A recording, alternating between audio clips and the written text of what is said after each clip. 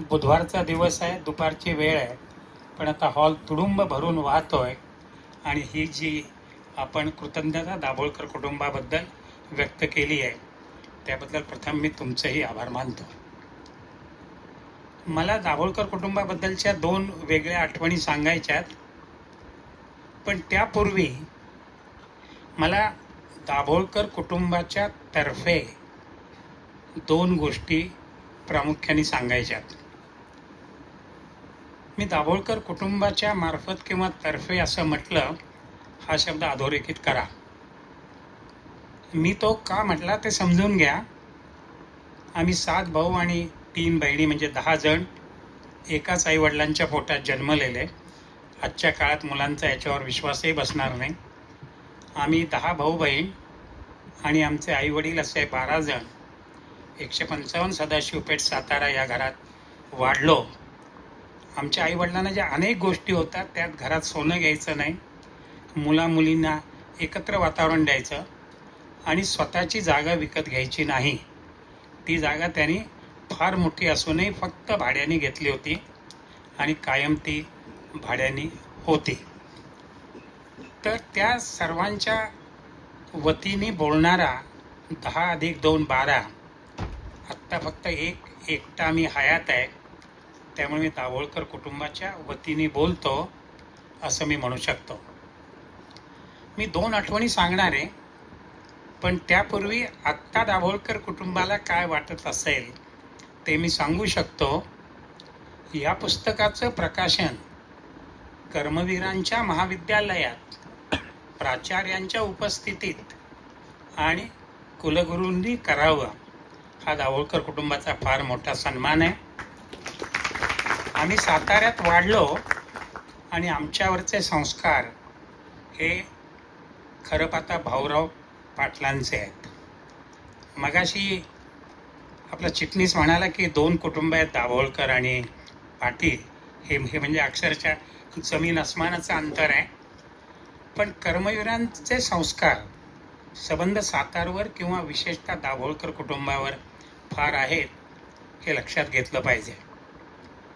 कर्मवीर किती मोठे आहे ते प्रथम सांगितलं पाहिजे आणि ते सांगितल्यावर आमच्यावरचे त्यांचे संस्कार काय ते सांगितलं पाहिजे. आपल्याला माहीत आहे की महात्मा फुले म्हणालेत, इतुके अनर्थ एका अविद्येने केले. म्हणजे अविद्या नको हे त्यांनी खेड्यापाड्यातल्या तळागाळातल्या मुलांना सांगितलं. अविद्या नको, विद्या हवी, पण ती विद्या कशी मिळवावी याबद्दल महात्मा फुले काही बोलत नाही. भारतरत्न बाबासाहेब आंबेडकर शिका, संघटित व्हा आणि संघर्ष करा म्हणून सांगतात, पण शिकावं कसं हे ते सांगत नाहीत. आणि हे किती कठीण आहे हे समजावून घ्या. सर्वधर्म परिषदेनंतर फक्त 9 महिन्यांनी, नक्की तारीख सांगायची तर 23 जून 1894, विवेकानंदांनी म्हैसूरच्या राजाला पत्र पाठवलंय.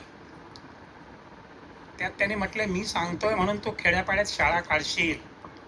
तुझी आणि माझी खरी अडचण ही आहे की खेड्यातल्या मुलांना सकाळी गुरं चारायला रानात जावं लागतं, दिवसभर सरपण गोळा करावं लागतं.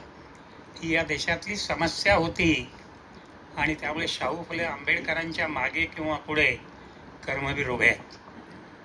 कर्मवीरांनी या प्रश्नाचं उत्तर दिलंय. ते उत्तर महाराष्ट्रात नव्हे, भारतात नव्हे, तर जगातही कोणाच्या लक्षात आलं नव्हतं. खेड्यापाड्यातली वंचित मुलं इथे येतील, राहतील आणि त्यांच्या चिमण्या हाताने ते 4 भिंती फोडतील. जवळच्या जमिनीवर ते शेती करतील, त्यातून त्यांना भाजी भाकरी मिळेल आणि त्यातून ते शिकतील. आणि हा संस्कार कर्मवीरांच्यामुळे महाराष्ट्रात, विशेषतः साताऱ्यात किंवा आमच्या घरात पूर्णपणे रुजला. माझे वडील सातारचे फार प्रसिद्ध असे वकील होते, फौजदारी वकील होते. मोठं घर होतं, पण तुम्हाला आश्चर्य वाटेल, आमच्या घरात स्वयंपाकीण मोलकरीण असा प्रकार नव्हता. जेवण झाल्यावर सर्वांनी आई वडिलांच्या पासून मुलांच्या पर्यंत आपली ताटवाटी घासून ठेवायची. अंघोळ झाल्यावर सर्वांनी आपले कपडे धुवायचे आणि सबंध घर कुणी साफ करायचं हे मुलांनी आपापसात चर्चा करून ठरवायचं. केर कुणी काढायचा ते. आणि त्यावेळी आठवड्यातनं घर सारवायला लागायचं. त्यावेळी शेण बाहेर मिळायचं नाही, ते तुम्हाला रस्त्यात हिंडून जिथे गाई टाकतात तिथं आणायला लागायचं आणि ते सर्व करायला लागायचं. आणि हा जो संस्कार होता की ज्ञान आणि श्रमशक्ती बरोबर गेली पाहिजे, हे आमच्या मनावर किंवा महाराष्ट्राच्या मनावर कर्मवीरांनी रुजवलं. कर्मवीरांचा हा फार मोठा संस्कार आमच्या कुटुंबावर आहे. कर्मवीरांनी केलेली दुसरी एक गोष्ट लक्षात घ्या. राजर्षी शाहू महाराजांना त्यांच्या राजधानीत वेगवेगळ्या जातीसाठी वेगवेगळी वसतिगृह ठेवावी लागत होती आणि कर्मवीरांच्या वसतिगृहात सर्व जाती धर्माची मुलं एकत्रित राहत होती. काही जण अजूनही म्हणतात की कर्मवीर ब्राह्मण विरोधी होते. त्यांनी लक्षात घ्यावं की सातारचे सर्वात मोठे चार्टर्ड अकाउंटंट गोखले आहेत. त्यांच्या जर कार्यालयात गेलात तर पाठीमागे कर्मवीरांचा फोटो आहे आणि त्यांचं पहिलीपासून कॉलेजपर्यंतचं सर्व शिक्षण कर्मवीरांच्या कमा आणि शिकवा या यातून झालंय. कर्मवीरांच्या पूर्वी ही गोष्ट फक्त स्वामी विवेकानंदांनी केली.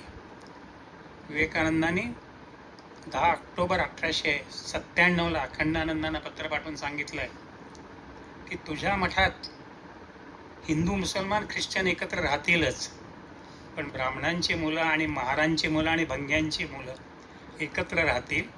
त्यांना एकत्र जेवलं पाहिजे, एकत्र राहिलं पाहिजे, कारण या देशात आपण जाती अंताची आणि सर्व धर्मसमभावाची लढाई लढतोय आणि ती लढाई महाराष्ट्रात सर्वांच्या मनात रुजवली, आमच्या मनात रुजवली ती कर्मवीरांनी. त्यामुळे सर्वप्रथम मी आमच्या कुटुंबाच्या वतीने कर्मवीरांना आदरांजली वाहतो. त्यानंतर आमच्या घरातले 2 किस्से सांगितले पाहिजे. आमचे वडील दापोलीहून आलेले, ते वेंगुर्ल्यापासून लांब असलेलं खेड दापोली किंवा दाभोली, आणि माझी आई कोल्हापूरहून आलेली.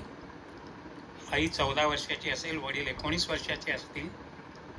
वडील हे दत्तभक्त होते. दररोज सकाळी आंघोळ झाल्यावर ते दत्ताला जायचे माळावरच्या. आमच्या घरात इतर पूजा नव्हती, दत्ताचा फोटो होता, ते त्याला नमस्कार करायचे. वर्षातून एकदा ते घरी पारायण करायचे, वर्षातून एकदा ते गाणगापूरला जाऊन पारायण करायचे. आणि माझ्या आईचे संस्कार हे शाहू महाराजांचे होते. ती 4थी पर्यंत शिकली होती, पण 4थीच्या परीक्षेत ती कोल्हापूर राज्यात पहिली आली होती. तिने फार क्वचित मंगळसूत्र किंवा कुंकू आमच्या घरात घातलं. वडिलांना काही वाटलं नाही. आमच्या घरात चुकूनही सत्यनारायण, मंगळसूत्र, हळदी कुंकू असले प्रकार झाले नाहीत.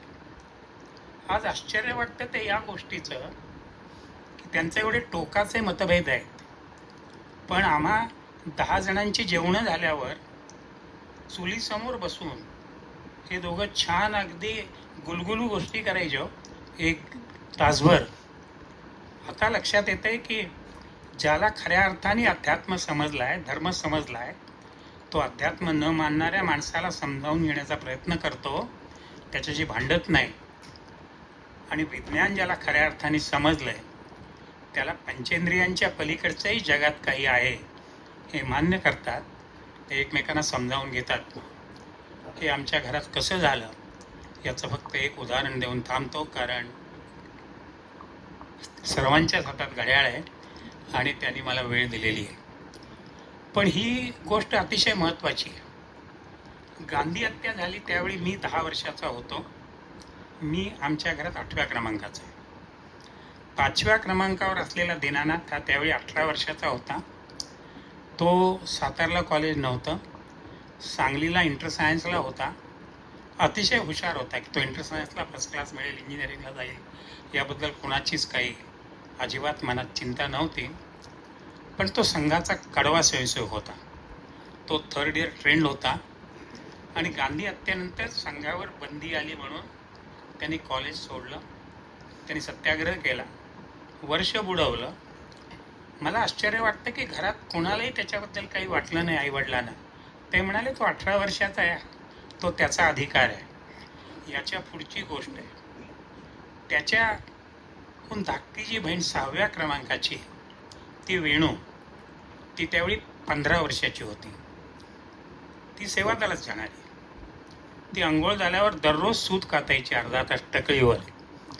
आणि गांधी गेले म्हणून 3 दिवस तिने निर्जळी उपवास केला. आईवडिलांनी तिलाही विरोध केला नाही आणि ते फक्त तिची काळजी घेत होते. आणि महत्त्वाची गोष्ट म्हणजे दिनू आणि वेणू हे जवळचे भाऊ बहीण मित्रमैत्रिणी असतात. ते अक्षरशः जवळचे मित्रमैत्रिणी होतं. आजन्म राहिले आणि त्यांचे विचार पूर्णपणे विरोधी होते, पण विचार हे तुमच्या व्यक्तिगत मैत्रीत जवळ येतात कामा नयेत. हे आमच्या घराने आम्हाला शिकवलं आणि त्या घराचं तुम्ही आज कौतुक करताय, त्याबद्दल मी आपणा सर्वांचा आभारी आहे.